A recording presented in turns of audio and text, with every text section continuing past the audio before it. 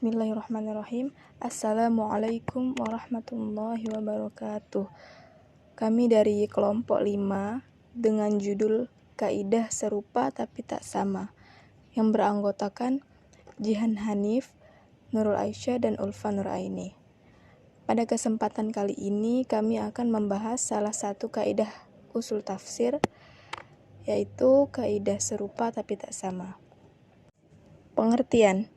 Dalam proses memahami Al-Quran, tidak hanya dengan memahami terjemahannya saja, lantas kita langsung menafsirkan secara literal. Tidaklah demikian, karena Al-Quran ditulis dengan bahasa Arab dan tidak semua orang memahami bahasa Arab. Kemudian, di dalam memahami Al-Quran, kita juga perlu mengetahui kaidah-kaidah kebahasaan dan tafsir untuk mengerti makna dari suatu ayat. Ada sebuah kaidah yang berbunyi, al-lafadhu allati yadhunnu biha at-taradif wa laysa minhu, yang berarti lafaz yang serupa namun berbeda makna. Maksud dari kaidah ini ialah bahwa di dalam Al-Quran itu ada beberapa kata yang mempunyai arti yang sama namun maknanya yang berbeda. Hal ini disebabkan karena memiliki nilai dan makna tersendiri di dalamnya meskipun makna di keduanya itu sama. Contoh kaidah yang pertama, kata khauf dan khosyah. Kedua kata ini artinya sama-sama takut, namun keduanya memiliki maksud yang berbeda. Menurut Al-Isfahani, kata khosyah menunjuk kepada rasa takut yang muncul didasarkan atas kekaguman dan penghormatan, bukan dalam konteks takut karena lemah. Sementara kata khauf sebaliknya adalah rasa takut yang muncul karena kelemahan dirinya berhadapan dengan pihak lain yang lebih kuat. Contohnya seperti dalam Al-Quran surah Ar-Ra'd ayat 21, yaitu wa yakhshawna rabbahum wa yakhafuna su'al hisab. Pada kalimat wa yakhshawna rabbahum, yang artinya dan mereka takut kepada Tuhannya. Hal ini karena rasa takutnya itu muncul karena pengenalannya terhadap sifat-sifat dan asma Allah Subhanahu wa taala, sehingga melahirkan sikap penghormatan dan pengagungan kepadanya, kepada Allah. Sementara pada kalimat wa yakhafuna su'al hisab, yang artinya dan takut kepada hisab yang buruk. Nah, rasa takut semacam ini dikarenakan atas kelemahan diri seseorang secara fisik berhadapan dengan yang lebih kuat. Selanjutnya, contoh kaidah yang kedua, kata sirat dan sabil. Kedua kata ini artinya sama-sama jalan, namun keduanya memiliki karakteristik yang berbeda. Hal ini bisa dipahami sekaligus bisa dibedakan melalui Quran Surah Al-Ma'idah ayat 16. Pada potongan ayatnya, yaitu subulas salami dan ila siratim mustaqim. Pada ayat di atas, jalan-jalan keselamatan diungkapkan dengan bentuk jamak, yakni subul, sedangkan jalan yang lurus ditunjukkan dengan bentuk mufrad, yakni sirat. Secara kebahasaan, kata sirat sendiri berarti jalan yang luas dan lebar sehingga bisa menampung apa saja.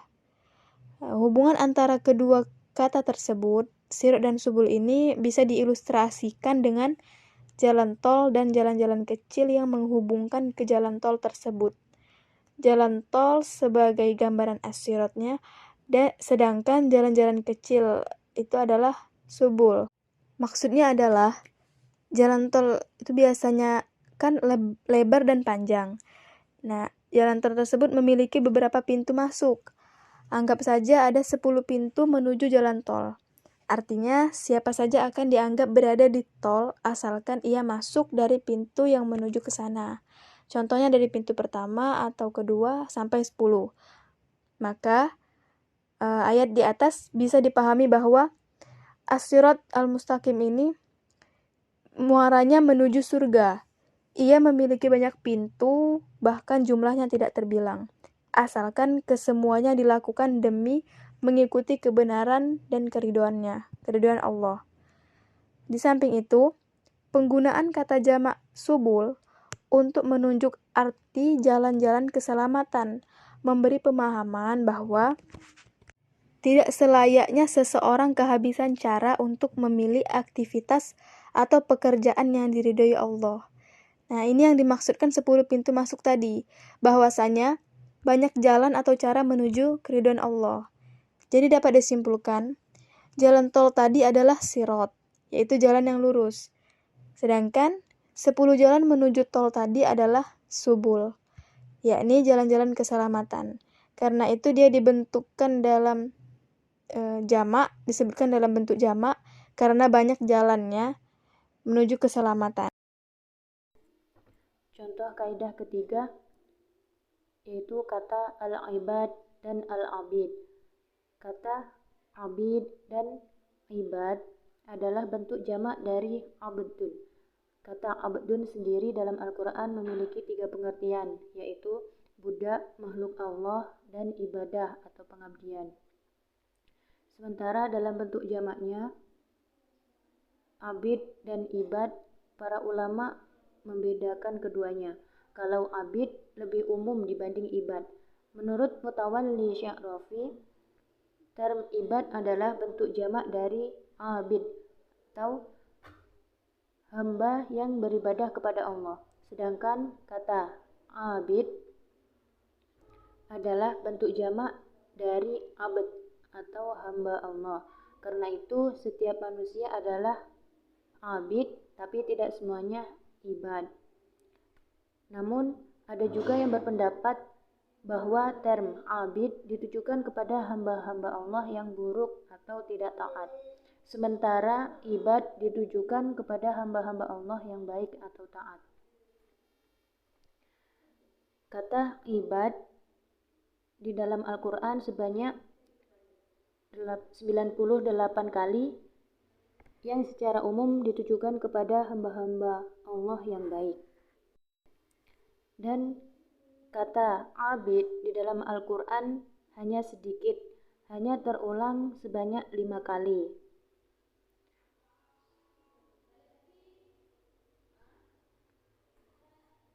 Ketiga bentuk atau pola di atas menunjukkan arti yang sama, yaitu bahwa Allah tidak menzalimi hamba-hambanya, meski bentuknya jamak, abid. Namun yang dimaksudkan adalah tunggal, sebab bentuk jamaknya untuk membanding kata zolam.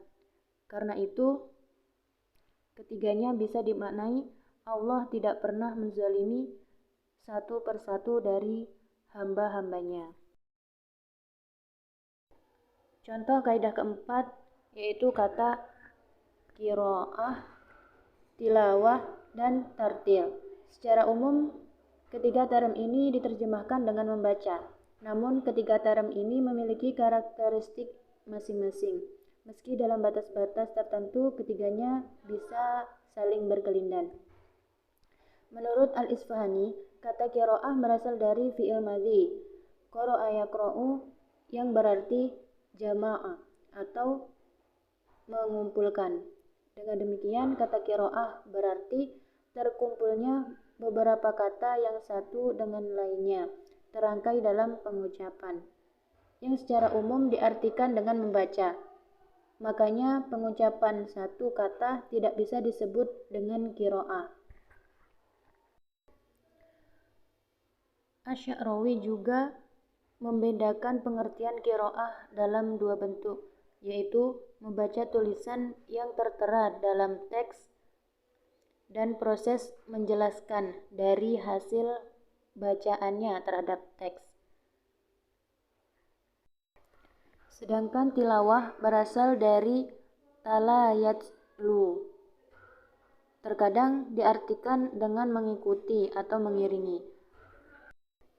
Dan sementara itu, Al-Isfahani mengkhususkan kata tilawah kepada pembacaan kitab-kitab suci, sehingga kata ini tidak boleh disandangkan kepada selain Al-Quran, bahkan hadis sekalipun. Maka dari sinilah yang memahami kata tala yatslu dengan arti mengaji. Dan sementara itu, kata tartil berasal dari rottala yurotilu, yang akar katanya dari rotala, yang berarti sesuatu yang serasi dan tertata rapi. Kata tartil juga hanya dikaitkan dengan kata tilawah atau mengaji. Salah satu fungsi dari kata qiraah. Karena itu istilah membaca dengan tartil sebenarnya tidak sekedar membaca secara perlahan-lahan, tetapi membacanya dengan ringan. Suaranya begitu mengalir keluar dari mulutnya. Atau tidak membaca Al-Quran dengan tahqiq, yakni membaca Al-Quran sedemikian tegasnya, sehingga terkadang melebihi kadar pembacaannya yang seharusnya, atau membacanya terlalu ditekan. Di antara contoh kaidah yang sama tapi tidak serupa, yaitu pada kalimat ukhuwah dan ikhwan. Nah, kedua kalimat ini itu berasal dari mufrad yang sama, yaitu kalimat akhun, yang berarti saudara. Keduanya yaitu sama-sama bentuk jamak taksir dari kalimat akhun tadi. Namun dari segi penggunaan jelas keduanya berbeda. Kata ukhuwah itu menunjukkan arti saudara sedara. Seperti dalam Al-Quran, yaitu laqad kana fi Yusufa wa ikhwatihi ayatu lisailin. Yang mana maksudnya itu adalah saudara-saudara sedarahnya Yusuf. Sedangkan ikhwan itu menunjuk pada saudara karena pertemanan. Seperti ikhwanan ala sururin mutakabilin. Itu yang mana maksudnya saudara di dalam surga. Namun ada suatu ayat yang keluar dari kaedah ini, yaitu pada ayat Al-Hujarat ayat 10, yaitu pada innamal mu'minina ikhwah. Nah, seharusnya ayat ini memakai kata ikhwan, karena belum tentu sesama orang mukmin itu saudara. Lalu bagaimana? Apakah Allah Subhanahu wa ta'ala itu salah? Ataukah Allah Subhanahu wa ta'ala itu lupa? Atau cuman kita yang tidak tahu, ya, yang dengan ilmu yang cetek? Nah, ayat ini jawabannya, ayat ini menggunakan kata ikhwah, yaitu seakan-akan memberi pesan penting. Pesannya seperti ini: wahai orang-orang mukmin, jika kalian adalah seorang mukmin sejati, maka perlakukan saudara seimanmu layaknya saudara sedarah atau sekandung. Begitu maksudnya. Nah, maka perbedaan kedua kalimat tersebut bisa dijelaskan demikian: seseorang tidak bisa memilih siapa saudara-saudara sedarahnya, akan tetapi ia bisa memilih siapa teman-temannya yang ia perlukan layaknya saudara. Nah,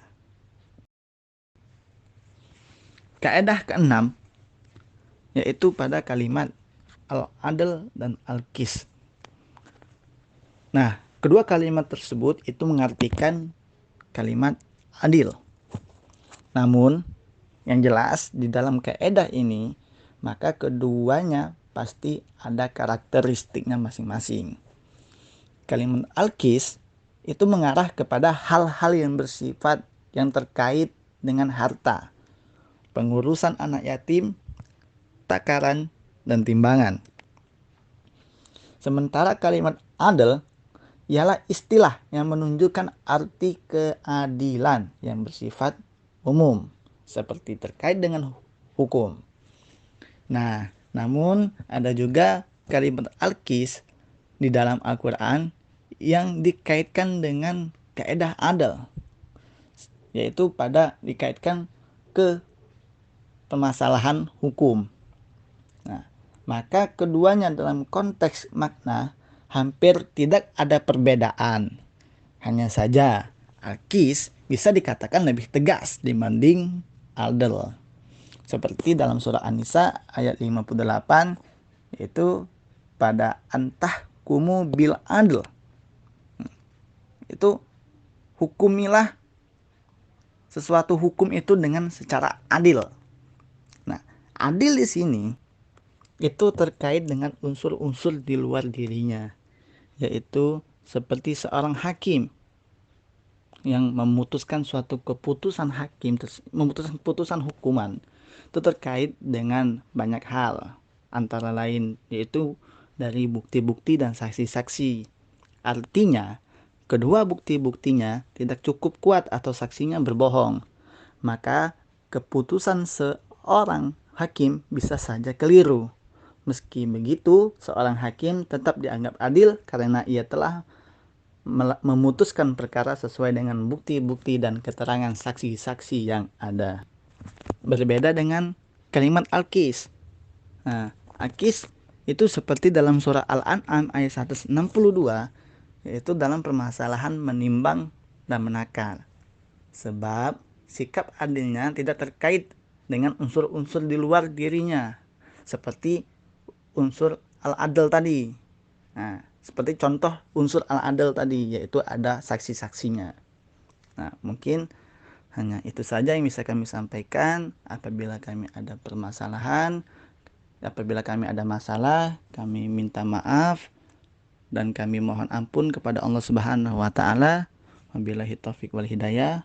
Wassalamualaikum warahmatullahi wabarakatuh.